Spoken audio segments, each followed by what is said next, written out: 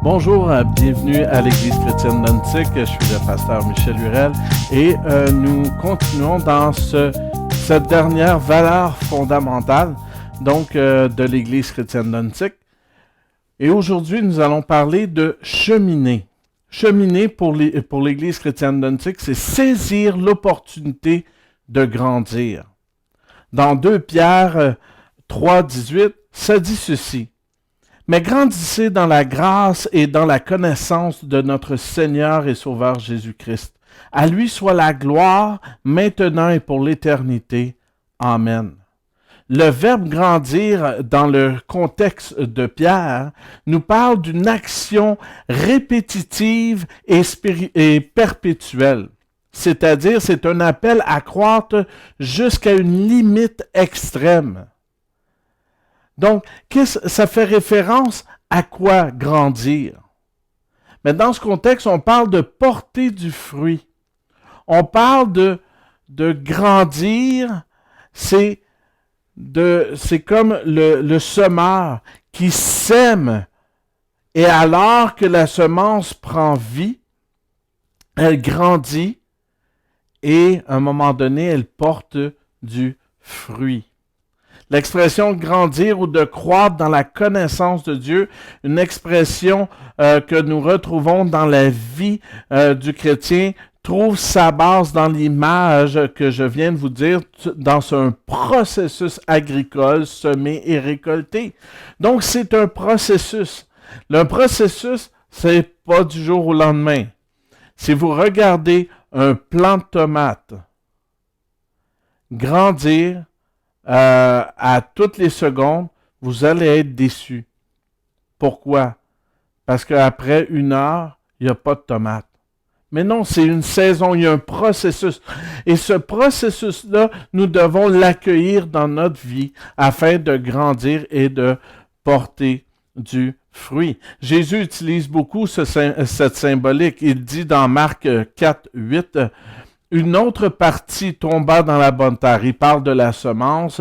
Une autre partie, donc une partie de la semence, tombe dans la bonne terre et elle donna du fruit qui montait et se développait avec un rapport de 30, 60 ou 100 pour 1. Donc on parle de lorsque la semence tombe dans une bonne terre, elle porte du fruit. Elle se multiplie. Donc, la multiplication dans la vie du croyant est essentielle. Nous voyons que cette croissance prend place dans Actes 6, verset 7. Ça dit ceci. La parole de Dieu se propageait de plus en plus. Le nombre de disciples augmentait beaucoup à Jérusalem et une grande foule de prêtres obéissait à la foi. Donc, les gens venaient, répondaient au message de l'Évangile. Timothy Keller, dans son livre Center Church, dit ceci. De porter du fruit, c'est ce que le Seigneur demande afin d'évaluer un ministère ou un individu. Jésus a dit à ses disciples en Jean 15, 8, « Portez beaucoup de fruits ». L'apôtre Paul est un peu plus spécifique. Il nous démontre qu'il y a 3 aspects de notre ministère où nous devons porter du fruit. Premièrement, dans la conversion. L'apôtre Paul dit ceci dans Romains 1, 13. « Je ne veux pas que vous ignoriez, frères et sœurs, que j'ai souvent formé le projet d'aller vous voir afin de récolter du fruit parmi vous tous, comme parmi les autres nations. Mais j'en ai été empêché jusqu'ici. » Donc, lorsqu'il parle d'aller chercher ou de récolter du fruit, il parle des âmes. Il parle des gens, de parler aux gens, aux Romains, de l'Évangile et des emmener à Jésus-Christ. La deuxième chose que Paul nous incite à porter du fruit, c'est dans notre caractère. Donc, il parle dans Galates 5, 22 du fruit de l'esprit. Le fruit de l'esprit, c'est quoi? C'est le caractère que chaque croyant devrait avoir.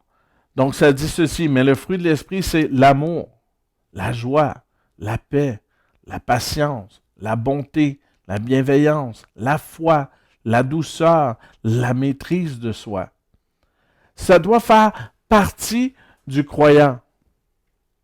Il y en a que sont encore au bourgeon. Donc, dans l'Église, des fois, on voit des gens qui sont pas patients, même parce que c'est le bourgeon. Il n'est pas en fleurs et il n'est pas en fruits encore. Mais on se doit de développer ce caractère-là. Le troisième endroit où ce que nous devons porter du fruit, c'est dans les actes de compassion. L'acte de compassion, dans Romains 15, 28, ça dit ceci. Dès que j'aurai réglé cette affaire et que je leur ai remis ces dons, je partirai pour l'Espagne et je passerai par chez vous. On parle de quoi? On parle que pour aider l'Église de Jérusalem, Paul faisait une collecte afin de remettre à l'Église de Jérusalem qui était en besoin une somme d'argent. Donc, toutes les églises se mettaient ensemble pour aider une église dans le besoin. C'est les actes de compassion. Mais combien d'actes de compassion pouvons-nous faire en ce moment? Peut-être c'est de partager de la nourriture avec quelqu'un qui en a moins. Donc, c'est un acte de compassion. C'est de prendre soin de celui qui a besoin et de voir le besoin. Le fait de croître permettra à tous et chacun de démontrer le caractère de Jésus, de répondre adéquatement aux besoins par des actes de compassion et à guider les gens qui nous entourent vers Jésus. Daniel Im écrit dans son livre No Silver Bullet que le croyant qui applique, entre autres, la lecture de la Bible, l'étude de la Bible, la lecture d'œuvres qui parlent de la Bible et met en pratique ce qu'il retient, c'est-à-dire la Bible va parler de prière, va parler de service, va parler d'avoir de la compassion pour l'autre ou d'aimer l'autre et d'aimer Dieu. Donc, tout cela va faire en sorte que cette personne-là va bâtir en lui ou ça va créer en lui les attributs du disciple. Donc, c'est ce que nous désirons lorsque nous parlons de grandir dans la foi. Nous voulons cheminer avec Dieu.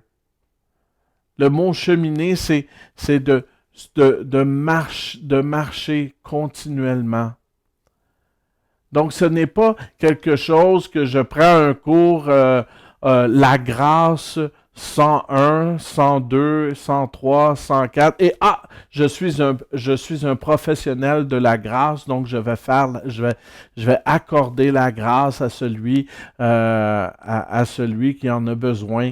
Ou si je fais une étude sur le pardon, bon, mais on va faire le professionnel, le professionnel du pardon.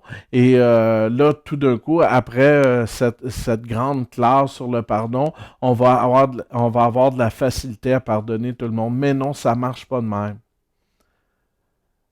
La foi, le pardon, la grâce, la miséricorde, l'amour, la paix, de vivre dans une sécurité, ça fait partie d'un processus. Et ce processus, souvent, est un processus d'une vie. Donc, à l'Église chrétienne d'Antique, nous voulons et nous sommes dans ce processus qui nous emmènera à la stature de Jésus-Christ. Nous désirons être matures, comme le Père Céleste est pleinement mature. Donc, qu'est-ce que ça veut dire mature? Ça veut dire être complet, être parfait dans le sens pas dans le sens moral où un individu ne pêche plus, mais dans le sens de complet en Dieu. Et plus on le découvre, plus on le connaît, plus on voit qui il est, plus nous désirons être comme lui. Donc sur ce, continuez à cheminer, continuez à étudier la parole de Dieu, continuez à écouter ces capsules. J'espère que chaque capsule vous enrichit. Donc continuez à grandir. Restez bénis.